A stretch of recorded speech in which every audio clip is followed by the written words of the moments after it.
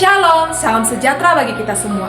Video ini adalah tugas presentasi beberapa prinsip umum dalam menafsir Alkitab yang sudah kami pelajari pada mata kuliah Hermeneutika PB bersama Bapak dosen pengampu Dr. Baginda Sitompul, MPDK. Untuk itu, saya Inka Kela Stefani Aritonang dengan NIM 240101041, Prodi Pendidikan Agama Kristen, mahasiswa IAKN Tarutung, akan mempresentasikan prinsip Hermeneutika PB tersebut. Kita akan membahas prinsip-prinsip umum dalam menafsir Alkitab. Topik yang pertama, tidak menafsirkan ayat Alkitab keluar dari konteksnya.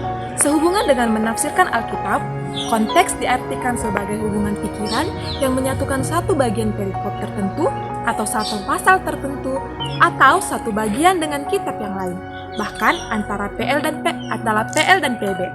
Pertama, yang kita bahas di dalam topik yang pertama ini mengenai jenis-jenis konteks. Ada 4 jenis konteks yang akan dibahas, yaitu konteks dekat, konteks jauh, konteks historis, dan konteks budaya.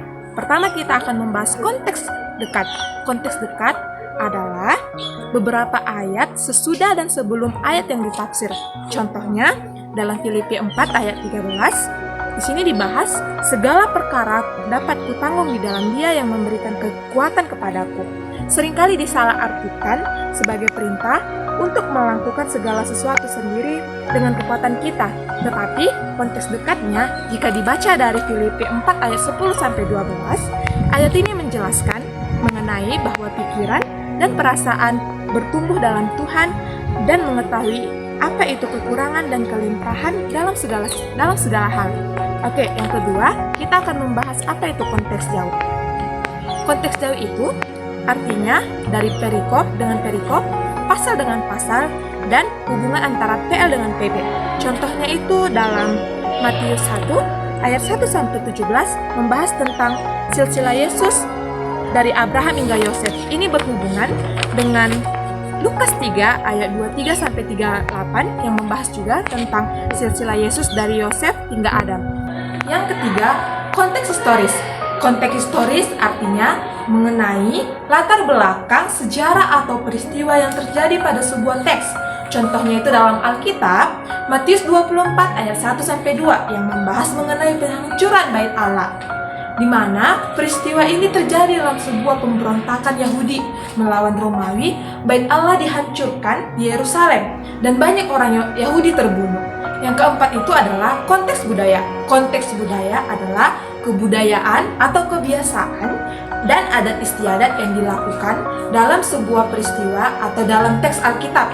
Contohnya dalam Markus 7 ayat 1-5. Di sini membahas tentang kebiasaan atau adat istiadat orang Yahudi, di mana mereka melakukan pembasuhan tangan dahulu sebelum makan, bahkan sebelum masuk ke dalam rumah. Yang kedua yang kita bahas, tidak menafsirkan ayat Alkitab yang justru bertentangan dengan ayat lain.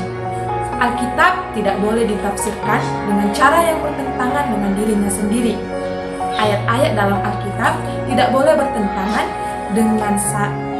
bertentangan satu dengan yang lain, karena ayat yang satu dengan yang lain adalah satu kesatuan. Karena sifat Alkitab salah satunya adalah satu kesatuan. Ayat yang satu seringkali diseperjelas oleh ayat yang lain. Jadi ayat yang kita sampaikan harus dicek terlebih dahulu dengan ayat yang lain agar tidak bertentangan. Contohnya di Matius 7 ayat 7 dikatakan, mintalah maka akan diberikan kepadamu. Matius berbicara tentang permintaan yang tulus kepada Allah melalui iman dan doa. Sedangkan di Yakobus 4 ayat 3 dikatakan, atau kamu juga berdoa tetapi kamu tidak menerima apa-apa karena kamu salah berdoa. Yakobus berbicara tentang salah berdoa. Harmoni kedua teks ini bersama-sama mengajarkan bahwa doa yang efektif adalah doa yang dipanjatkan dengan keyakinan, ketekunan, dan motif yang benar. Namun, Tuhan selalu mendengarkan doa umatnya. Akan tetapi, ada syaratnya, yaitu motif yang benar tidak mementingkan diri sendiri. Topik yang ketiga, mampu membedakan yang deskriptif dan didaktik. Dalam materi ini akan menunjukkan bagaimana perbedaan deskriptif dan didaktif dan mampu membedakan ayat Alkitab mana yang masuk ke dalam deskriptif dan didaktif. Oke, yang pertama yang akan kita bahas adalah deskriptif, di mana bagian Alkitab yang menggambarkan peristiwa yang terjadi tanpa secara langsung memberi perintah atau ajaran moral yang harus diikuti. Deskriptif tidak berlaku pada semua orang. Contohnya, dalam kisah para Rasul 2 ayat 4, maka penuhlah mereka dengan Roh Kudus, lalu mereka mulai berkata-kata dalam bahasa-bahasa lain, seperti yang diberikan Roh itu kepada mereka untuk mengatakannya. Keterangan ayat ini menggambarkan peristiwa Pentakosta ketika Roh Kudus turun berbicara dalam bahasa-bahasa lain. Namun, pada zaman sekarang, kejadian ini tidak terjadi lagi ketika peristiwa Pentakosta, karena itu hanya terjadi pada zaman saat itu.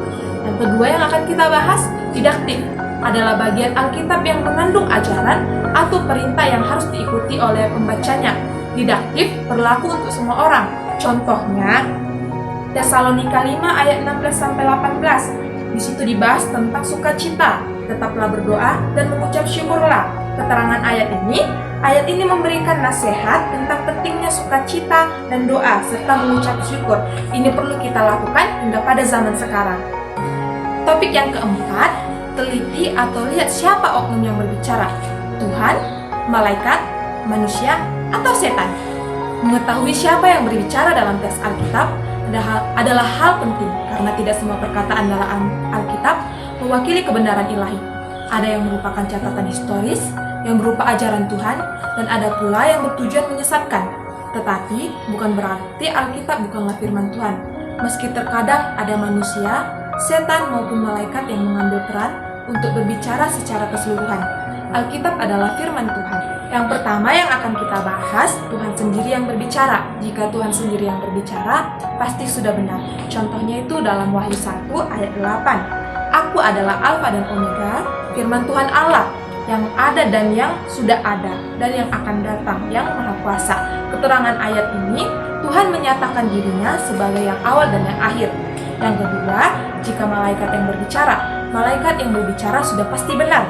Contohnya itu dalam Lukas 2 ayat 10-11. Lalu kata malaikat itu kepada mereka, janganlah takut, sebab sesungguhnya aku memberitakan kepadamu kesukaan besar untuk seluruh bangsa. Hari ini telah lahir bagimu juru selamat, yaitu Kristus Tuhan di kota Daud. Keterangan ayat ini, malaikat memberitakan kabar kelahiran Yesus Kristus kepada para gembala. Yang ketiga itu, jika manusia yang berbicara. Jika manusia yang berbicara, bisa benar, bisa salah. Contohnya, dalam Filipi 4 ayat 13, segala perkara dapat kutanggung di dalam Dia yang memberikan kekuatan kepadaku. Keterangannya, ini dari pernyataan iman Paulus. Yang keempat itu, jika setan yang berbicara, bisa benar, bisa salah. Contohnya itu dari Matius 4 ayat 3, lalu datanglah si pencoba itu dan berkata kepadanya, jika engkau anak Allah, perintahkanlah supaya batu-batu itu menjadi roti. Keterangannya, iblis mencoba Yesus dengan kelaparan. Demikianlah penjelasan saya terhadap beberapa prinsip umum penafsiran hermeneutika dalam Perjanjian Baru. Dan tentu ini bukanlah akhir, karena masih ada lanjutan materi, beberapa prinsip lagi yang akan kami pelajari dan presentasikan di waktu berikutnya. Semoga bermanfaat bagi kita dalam menafsirkan Alkitab dengan baik dan benar. Terima kasih. Shalom semuanya.